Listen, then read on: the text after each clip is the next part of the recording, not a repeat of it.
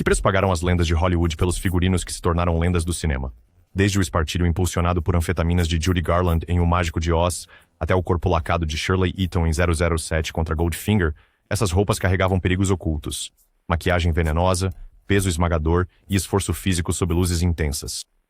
Junte-se a nós enquanto descobrimos os segredos sombrios por trás dos trajes icônicos de Hollywood, onde a beleza encontra a brutalidade e cada ponto conta uma história.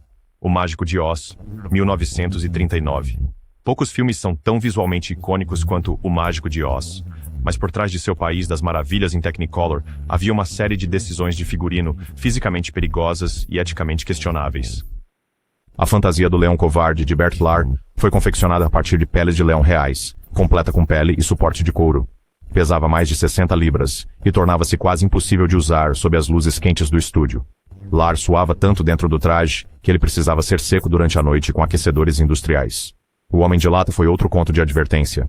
Originalmente escalado como Buddy Ebsen, o ator sofreu envenenamento por alumínio com risco de vida devido à maquiagem em pó aplicada diariamente para simular estanho. Ele foi hospitalizado e substituído por Jack Haley, que usou uma versão revisada da maquiagem que ainda lhe causou uma infecção ocular grave. Até mesmo os famosos sapatos de Ruby de Dorothy vieram com complicações. Embora deslumbrantes na tela, foram criados pensando na estética em vez do conforto. Múltiplos pares foram feitos. Alguns com solas de feltro, outros com laços costurados em ângulos estranhos. Um par original foi roubado em 2005, desencadeando uma investigação do FBI que durou 13 anos. Quando finalmente recuperados em 2018, descobriu-se que haviam passado pelas mãos de colecionadores do mercado negro, e Judy Garland, forçada a usar um espartilho restritivo para parecer mais jovem, injetada com anfetaminas pelos médicos do estúdio e criticada por seu peso, ela suportou mais tormento fora da tela do que seu figurino jamais sugeriu. E o Vento Levou, 1939. E o Vento Levou apresentou grandiosidade em cada ponto de tecido, mas a realidade era bem menos romântica. A interpretação de Vivien Leigh como Scarlett O'Hara exigia espartilhos apertados para replicar a silhueta antebellum. Sua cintura foi reduzida para incríveis 17 polegadas, um padrão alcançado através de espartilhamento intenso que deixava hematomas, falta de ar e desconforto interno.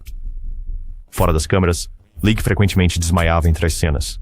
Um dos trajes mais icônicos do filme, o vestido de cortina, foi projetado para representar o desespero e a engenhosidade de Scarlett. Mas o simbolismo foi baseado em uma verdade dolorosa. Famílias do Sul Real, durante e após a Guerra Civil, realmente transformaram objetos domésticos como cortinas em roupas improvisadas. O pesado tecido de veludo verde do vestido pesava sobre Leigh, tanto física quanto emocionalmente. Com as filmagens ocorrendo em calor e umidade elevados, o traje estava encharcado de suor ao final da maioria dos dias. A obsessão do estúdio pela autenticidade se estendia até os botões de latão e acabamentos costurados à mão, mas esse compromisso com o realismo tinha um custo. Leigh muitas vezes precisava usar o mesmo vestido por dias seguidos durante as refilmagens, resultando em irritação na pele e tensão muscular. Gilda, 1946.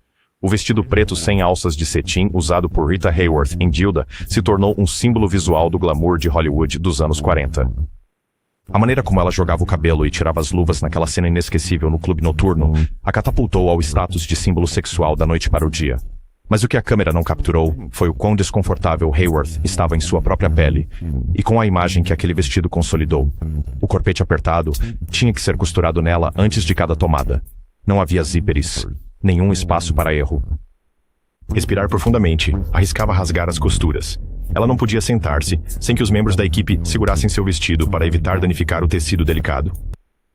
Nos bastidores, Hayworth estava enfrentando um intenso turbilhão emocional. O vestido pode ter capturado o desejo na tela, mas fora das câmeras tornou-se um símbolo de estereotipagem e aprisionamento. Mais tarde ela admitiu: todo homem que eu conhecia ia para a cama com Gilda e acordava comigo. A desconexão entre seu eu real e o personagem glamuroso e sexualizado que interpretou corroía sua identidade. Ela passou anos tentando se livrar da imagem que o vestido gravou na consciência pública, mas a indústria não a deixava esquecer. O Pecado Mora ao Lado, 1955. O vestido branco de alças que Marilyn Monroe usou em O Pecado Mora ao Lado é um dos trajes mais famosos da história do cinema, mas a imagem de Monroe sobre a grade do metrô, com a saia esvoaçante, teve um custo devastador. Aquele único momento, destinado a ser sedutor e brincalhão, desencadeou o colapso de seu casamento com Joe DiMaggio. A cena foi filmada em frente a uma multidão na Avenida Lexington, em Nova York. O T, Fotógrafos gritavam, curiosos olhavam, e cada tomada exigia que Monroe fizesse o mesmo movimento enquanto flashes explodiam ao seu redor. DiMaggio observava de lado e saiu furioso, humilhado. Naquela noite, eles brigaram violentamente. Semanas depois, Monroe pediu o divórcio. O vestido em si, desenhado por William Travilla, foi feito de acetato de rayon leve, que Monroe tinha que impedir constantemente de subir muito. A equipe prendeu pesos na barra, mas mesmo isso não ajudou muito. Seu desconforto aumentava a cada tomada, agravado pela multidão que olhava e pela insistência do estúdio em que a cena fosse o mais provocativa possível. Monroe, mais tarde, descreveu a filmagem como humilhante. O vestido pode ter capturado a fantasia de Hollywood, mas destruiu um relacionamento muito real no processo. Psycho, 1960. Quando Alfred Hitchcock filmou Psycho, ele sabia exatamente como usar os figurinos para perturbar o público. A personagem de Janet Leigh, Marion Crane, passa o primeiro ato em lingerie, primeiro branca, depois preta, um contraste deliberado com sua queda moral. Mas o que parecia ser uma decisão de design menor gerou pânico moral e deixou Leigh permanentemente alterada. A cena de abertura apresenta Leigh de sutiã e combinação brancos, altamente provocante para a época. Hitchcock instruiu pessoalmente o departamento de figurino a fazer a lingerie real, marcante e desconfortavelmente íntima. O trabalho de câmera próxima intensificou seu tom voyeurístico, e os sensores quase rejeitaram a cena por completo. Durante a agora infame cena do chuveiro, Leigh usou adesivos de camurça e adesivos da cor da pele para manter a modéstia, mas a água e a iluminação intensa revelaram mais do que o pretendido. Ela mais tarde confessou ter sofrido de ansiedade e medo de chuveiros pelo resto de sua vida. Foi apenas um filme, mas nunca me deixou, ela disse a entrevistadores. Cleópatra, 1963. O guarda-roupa de Elizabeth Taylor em Cleópatra é o mais caro da história do cinema. Custando mais de $200 mil, as 65 trocas de figurino do filme tornaram-se simbólicas do excesso de Hollywood. Mas por trás do brilho de ouro e pedras preciosas, havia caos, doença e quase ruína financeira. Os mantos dourados e os cocares altíssimos de Taylor podem ter parecido reais, mas eram tão pesados e restritivos que ela supostamente sofreu enxaquecas e tensão no pescoço durante toda a filmagem. Alguns dos vestidos eram feitos de fios de ouro costurados à mão, outros de materiais rígidos e bordados que arranhavam sua pele. Ela precisava de ajuda apenas para caminhar até o set.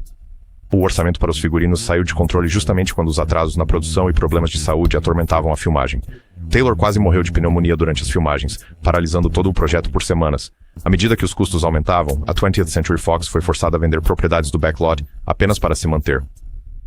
Enquanto isso, o caso de Taylor com o co-estrela, Richard Burton, desencadeou um frenesi da mídia. Paparazzi frequentemente os flagravam em trajes. Taylor vestida com as melhores roupas de Cleópatra, enquanto saíam dos estúdios de mãos dadas.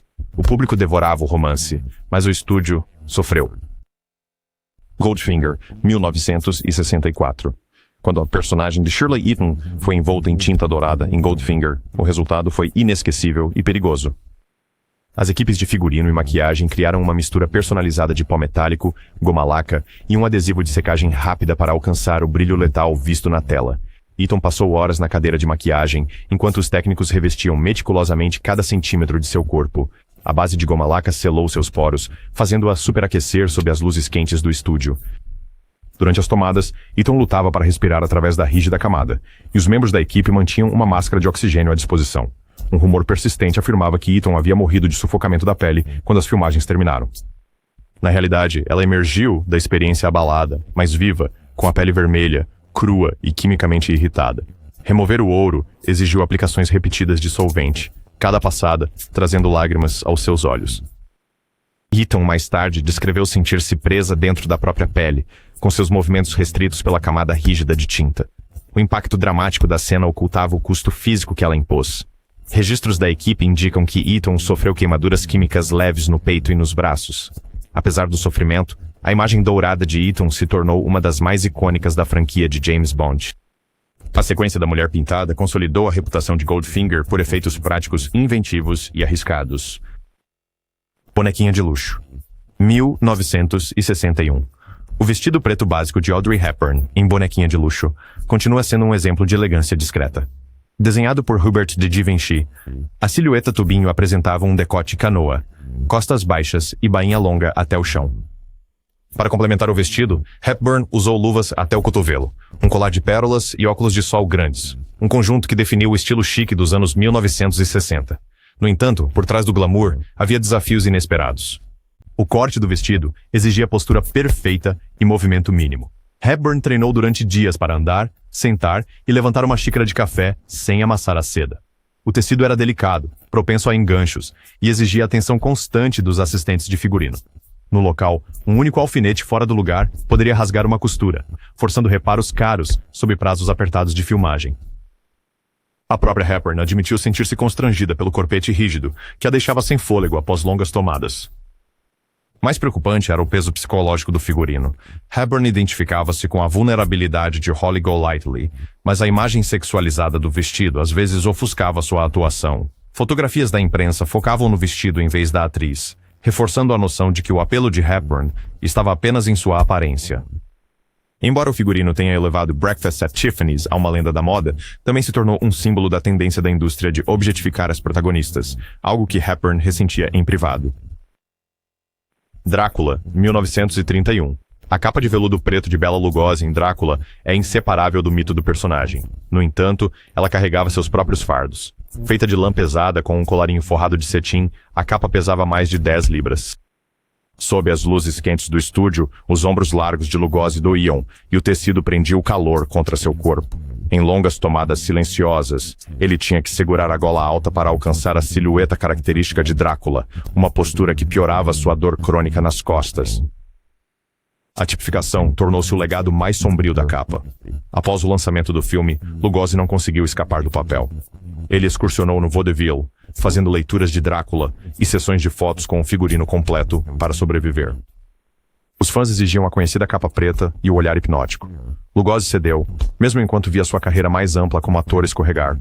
Nos anos posteriores, a capa apareceu em comerciais de televisão, convenções de terror e eventos de caridade. Cada aparição um lembrete de que Lugosi estava para sempre preso à sua criação mais famosa. Um ano quando Lugosi morreu em 1956, a capa de Drácula foi leiloada para colecionadores, alcançando um preço que refletia sua importância cultural. Ela fez por merecer, 1933. A interpretação de Mae West como Lady Lu em Ela Fez por Merecer dependia de uma figura esculpida por um espartilho implacável. Para alcançar sua silhueta característica de ampulheta, West usava um espartilho de aço, personalizado apertado tão firmemente que membros da equipe às vezes tinham que cortá-la para libertá-la entre as cenas. O espartilho comprimia suas costelas, tornando as respirações profundas dolorosas e limitando seus movimentos em cena. Sob o peso da estrutura de ossos e das camadas de anáguas sob seus vestidos, West suportou hematomas ao longo das costelas e das costas. Por trás do glamour, a constrição causava desmaios que ameaçavam interromper a produção. Em mais de uma ocasião, West desmaiou nos braços de sua figurinista, apenas para ser estabilizada e amarrada novamente ao espartilho, para que a próxima cena pudesse continuar. O impacto físico ia além do desconforto. O uso prolongado de trajes tão restritivos tem sido associado a danos musculoesqueléticos e problemas respiratórios crônicos. Ainda assim, West transformou sua silhueta forçada em uma poderosa persona, transformando cada suspiro em uma pausa sedutora. O público via uma confiança confiante. Ela sentia cada choque dos ossos e aperto do tecido. Quando o corte final estreou, o espartilho permaneceu invisível para os espectadores, que apenas viam o resultado, uma mulher no controle de suas curvas. Na realidade, a liberdade de expressão de West veio ao custo de restrição corporal literal. Alta Sociedade, 1956. O vestido de noiva de Grace Kelly em Alta Sociedade incorporava um romance de conto de fadas, mas sua construção escondia um fardo silencioso. O vestido de cetim marfim apresentava um corpete ajustado e uma saia volumosa, projetados para prenunciar a transição da vida real de Kelly, de estrela de Hollywood à princesa de Mônaco. Cada vestido era feito sob medida com camadas de tule, organza de seda e apliques de renda costurados à mão. Só a saia pesava quase 10 libras, arrastando-se no chão e necessitando de ajustes constantes por parte de 2 assistentes de figurino. Durante as tomadas prolongadas, Kelly lutava com o peso e a rigidez do tecido. Subir escadas ou atravessar pisos irregulares do estúdio exigia uma coreografia cuidadosa para evitar tropeçar ou rasgar costuras delicadas. Nos ensaios, ela praticava levantamentos e giros até que o vestido se tornasse como uma segunda pele. No entanto, cada movimento corria o risco de rasgar a renda fina ou distorcer a silhueta. O Poderoso Chefão, 1972. A transformação de Marlon Brando em Vito Corleone em O Poderoso Chefão dependia de uma escolha de figurino enganosamente simples. Um smoking oversized combinado com próteses personalizadas nas bochechas. O terno, feito sob medida com vários tamanhos acima, criou um mas uma silhueta caída que acentuava a presença cansada de Corleone. Debaixo do paletó, Brando recheou as bochechas com algodão para conseguir as mandíbulas distintivas e a voz rouca do personagem. A colocação do algodão exigia ajustes frequentes entre as tomadas. Mesmo um pequeno deslocamento alterava os padrões de fala de Brando. O pesado terno de lã, forrado com cetim grosso, retinha calor sob as luzes do estúdio, fazendo Brando suar através de várias camisas por dia. O volume adicional no torso tornava as transições entre sentar e levantar-se rígidas e deliberadas, reforçando os movimentos calculados do Dom. O trabalho protético no rosto de Brando introduziu seus próprios desafios. O adesivo usado para fixar as peças nas bochechas irritava sua pele, causando vermelhidão e ocasionalmente bolhas ao redor da boca. Maquiadores aplicaram cremes à base de óleo para misturar as bordas, mas o processo levava horas e exigia que Brando permanecesse imóvel. Star Wars, 1977. A silhueta imponente de Darth Vader em Star Wars tornou-se um ícone instantâneo, mas o ator David Prowse passou por uma provação diária para dar vida ao personagem. Apenas o capacete pesava 5 libras e repousava pesadamente no pescoço de Prowse, forçando-o a inclinar a cabeça para trás por períodos prolongados. A armadura de corpo inteiro, moldada em fibra de vidro e plástico, acrescentava mais 20 libras, restringindo seu alcance de movimento e visão. O design do traje incluía um painel de controle no peito conectado a LEDs piscantes. Embora visualmente impressionante, a fiação do painel frequentemente beliscava as costelas de Prowse quando ele se inclinava para a frente. A capa grossa, feita de lã pesada, retinha o calor no ambiente quente do estúdio. A respiração de Prowse tornava-se difícil dentro da máscara rígida, que abafava sua voz e exigia que o ator de voz, James Earl Jones, dublasse cada fala na pós-produção. Durante as sequências de ação, a inflexibilidade da armadura levou a ombros machucados e cotovelos arranhados. Prowse aprendeu a conservar energia, adotando o andar lento e deliberado de Vader para minimizar o desconforto. Entre as tomadas, ele dependia de assistentes para ajudar a remover o capacete para que pudesse recuperar o fôlego. Superman, 1978. A interpretação de Superman por Christopher Reeve apresentou ao mundo um herói de azul brilhante, mas o traje de spandex trouxe suas próprias complicações. Feito de misturas de nylon e lycra, o traje foi projetado para parecer perfeito sob as luzes do filme. Na realidade, o tecido não respirável aderia firmemente à pele de Reeve, retendo o suor e causando erupções severas ao longo das costuras. Longas horas no set significavam trocas de figurino repetidas. Reeve às vezes passava até 20 minutos em uma pequena tenda apenas para entrar no traje úmido. O emblema elevado no peito, feito de vinil emborrachado, adicionava rigidez ao torso, tornando incômodo reclinar ou inclinar-se para trás. Durante as cenas de voo, máquinas de vento batiam em Reeve contra o traje, causando atrito em torno de seus ombros e quadris. A capa vermelha, presa nos ombros, pesava cerca de 1,5 kg quando seca, e quase dobrava de peso quando encharcada para efeitos de névoa e chuva. Reeve aprendeu a compensar, arqueando as costas, o que levava a espasmos ocasionais na parte inferior das costas. Apesar desses desafios, as cores vibrantes e o design elegante do traje tornaram-se sinônimos do otimismo do personagem. O desconforto de Reeve permanecia invisível para o público, que via apenas a personificação da esperança. Na verdade, o traje era uma segunda pele que testava sua paciência, resistência e dedicação ao papel. A série Piratas do Caribe. Os trajes de Jack Sparrow de Johnny Depp e Elizabeth Swann de Keira Knightley personificaram a fantasia de piratas, mas cada um trazia dificuldades ocultas. O figurino em camadas de Depp combinava casacos de lã pesados, coletes de couro e vários lenços. Em locais de filmagem tropicais, o conjunto causou exaustão pelo calor. Registros da equipe documentam casos em que Depp precisou de pausas médicas após desmaiar. Seu cabelo trançado e extensões de dreadlocks, encharcados de água salgada, ficavam emaranhados e com cheiro de mofo ao final do dia. Nos espartilhos e as saias rodadas de Knightley adicionaram outra camada de desconforto. As barbatanas em seu espartilho pressionavam suas costelas, tornando dolorosas as respirações profundas durante longos takes em conversas de navios instáveis. Por baixo das saias, ela usava várias anáguas que restringiam o passo e causavam hematomas ao longo dos quadris devido ao atrito com as grades de madeira. Ambos os atores lidavam com desafios de manutenção dos trajes, manchas de água salgada, crescimento de bolor e tecido rasgado que precisava de reparos diários. Ainda assim, o compromisso deles com a autenticidade compensou na tela. A confiança de Sparrow e a transformação de Swann de aristocrata para heroína pirata dependeram de trajes que testaram seus limites físicos, lembrando ao público que a fantasia cinematográfica muitas vezes exige sacrifícios no mundo real. Gladiador, em 2000. A jornada de Russell Crowe como Maximus em Gladiador exigiu vestir 20 kg de armadura de couro e metal para cada sequência de batalha. A couraça, ombreiras e grevas eram feitas sob medida, mas deixavam pouco espaço para ventilação sob o Mediterrâneo.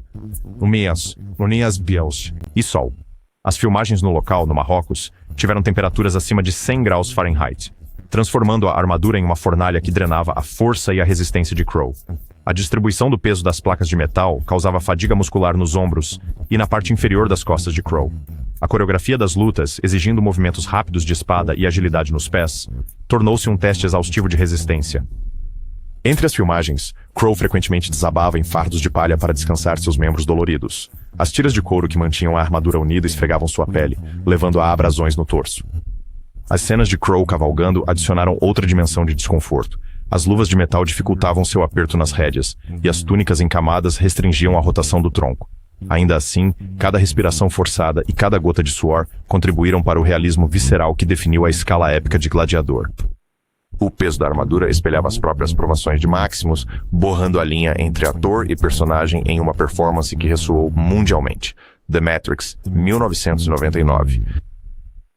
O casaco preto de Keanu Reeves em Matrix simbolizava a rebeldia de Neo, mas confeccionar uma peça que equilibrasse estilo e função mostrou-se difícil.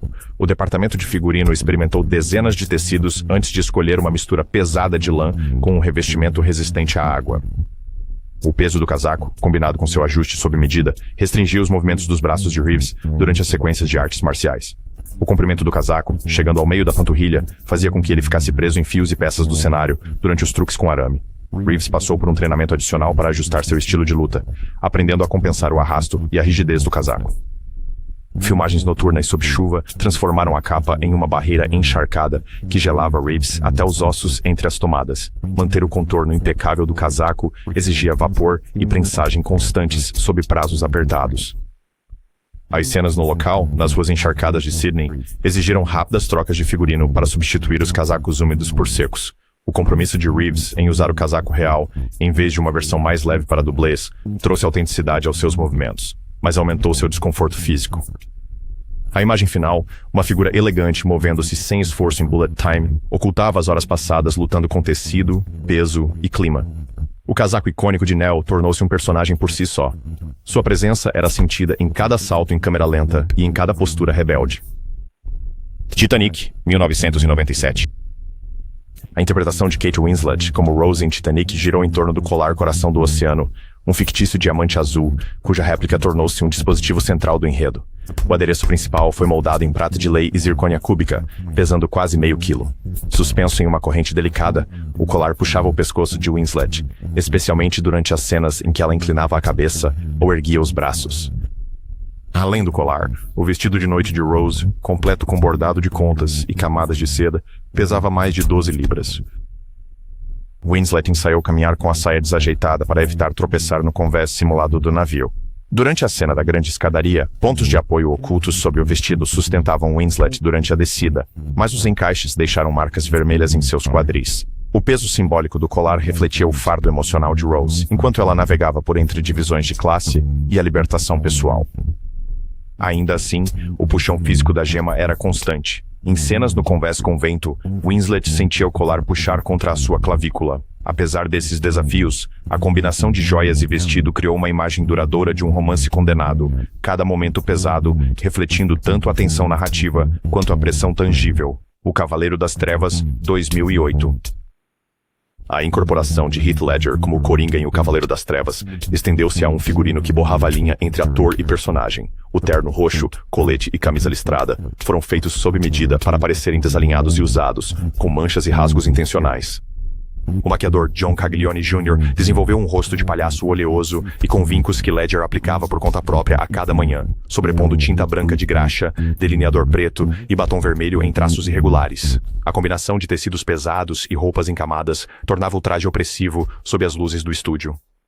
As luvas de couro de Ledger, forradas com algodão, faziam suas mãos suar e escorregar ao manusear objetos como facas e cartas. Os sapatos, de bico alongado polido, ofereciam pouca tração, levando a quase quedas no set. Entre as tomadas, Ledger frequentemente tirava camadas, revelando camisetas encharcadas de suor. Psicologicamente, o traje tornou-se uma ferramenta para a imersão no método. A insistência de Ledger em usar o traje completo durante os ensaios aprofundou sua identificação com o caos do Coringa.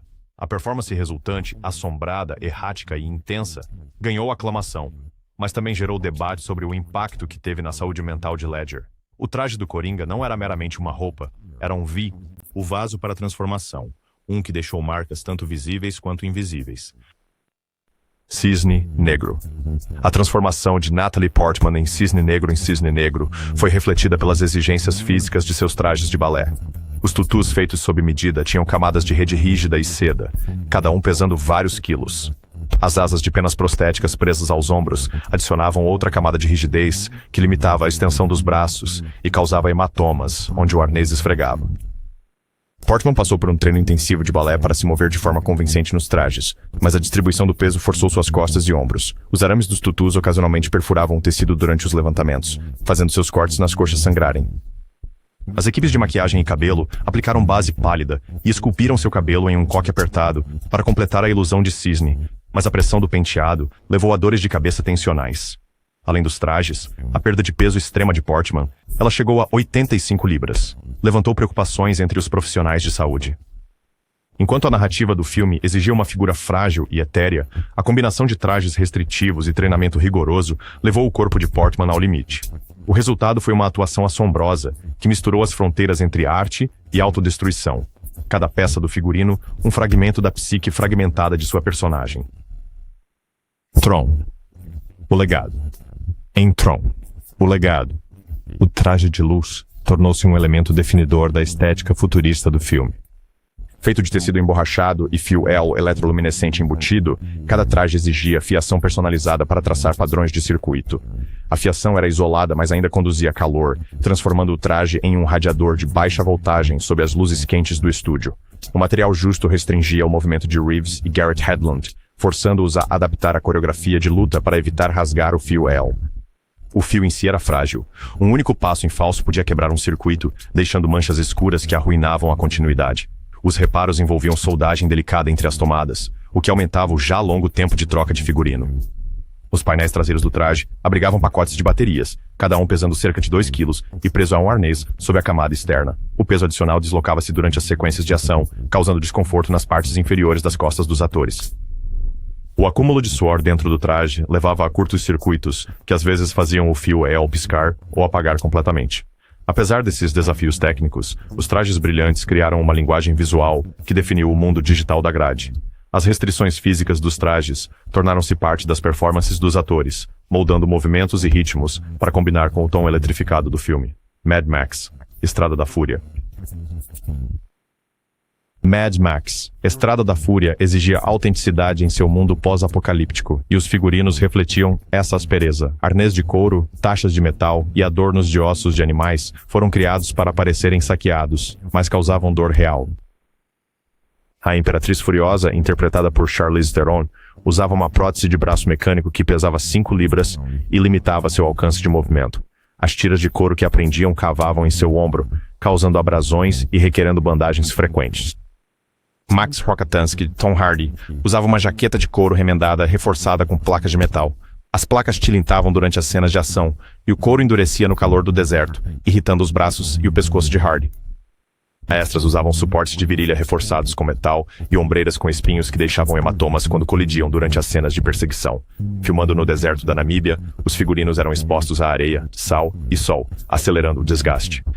Membros da equipe realizavam reparos diários com máquinas de costura industriais, mas algumas peças eram descartadas quando ficavam muito danificadas. O resultado foi um guarda-roupa que parecia gasto, devido ao uso diário em cenas de ação exaustivas em temperaturas extremas. O desconforto dos trajes refletia as lutas pela sobrevivência dos personagens, cada arranhão e amassado um testemunho do ímpeto implacável de Fury Road, a Pequena Sereia. A transformação de Halle Bailey em Ariel em A Pequena Sereia introduziu uma abordagem moderna para uma princesa subaquática, mas o processo de criação do traje estava longe de ser encantador. O sutiã de conchas de silicone e miçangas pesava quase 2 quilos e exigia ajustes sob medida para se adequar ao corpo de Bailey.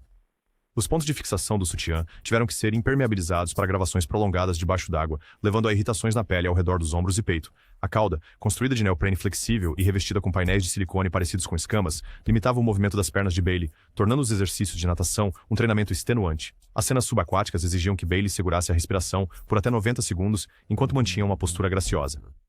A rigidez da cauda significava que o controle de flutuabilidade era crucial. Mergulhadores a escoltavam durante as filmagens para garantir a segurança. Em Terra, o rabo virou um ponto de partida para conversas que geraram debates sobre elenco e design de personagens. Os fãs discutiram sobre a fidelidade do figurino modernizado em relação à animação original. Bailey enfrentou críticas online, alguns elogiando a inovação, outros lamentando o afastamento da tradição. Apesar dos desafios, o comprometimento de Bailey em usar o traje completo debaixo d'água conferiu autenticidade à sua performance. Cada braçada pesada e cada mergulho cuidadoso reforçaram a jornada de Ariel, de sereia curiosa à heroína corajosa. O peso do traje ecoava a própria transformação da personagem.